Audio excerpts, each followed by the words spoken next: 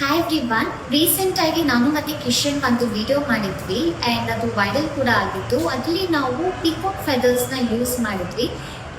Use ಮಾಡೋ ಟೈಮಲ್ಲಿ ನಮಗೆ ಗೊತ್ತಿರಲಿಲ್ಲ ದಟ್ ವೈಲ್ಡ್ ಲೈಫ್ ಆರ್ಟಿಕಲ್ಸ್ ಅಥವಾ ಫೆದರ್ಸ್ನ ಯೂಸ್ ಮಾಡೋದು ಒಂದು ಒಫೆನ್ಸ್ ಅಂತ.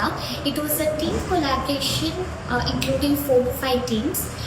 ಬಟ್ ಇವಾಗ ಗೊತ್ತಾಗಿದೆ ದ್ಯಾಟ್ ಅದು ಮಾಡಿದ ತಪ್ಪು ಅಂತ. ಆ್ಯಂಡ್ ಆಲ್ಸೋ ಪಿಕಾಕ್ ಬಂದು ನಮ್ಮ national bird and it is protected under the Schedule 1 of Wildlife Protection Act 1972 and is also safeguarded under the provisions of Karnataka Forest Act.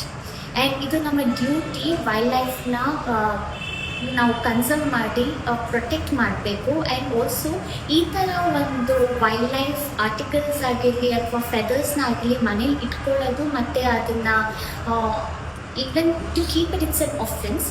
So ನಾವು ಕೂಡ ಈ ಥರ ವಿಡಿಯೋ ಮಾಡಿ we are extremely sorry for doing this video. And ನೀವು ಯಾರು ಕೂಡ ಈ ಥರ ಒಂದು ವೈಲ್ಡ್ ಲೈಫ್ ಆರ್ಟಿಕಲ್ಸ್ನ ಯೂಸ್ ಮಾಡಿ ವಿಡಿಯೋ ಮಾಡೋದು ಕಾನೂನಿನ ಪ್ರಕಾರ ಅಪರಾಧ.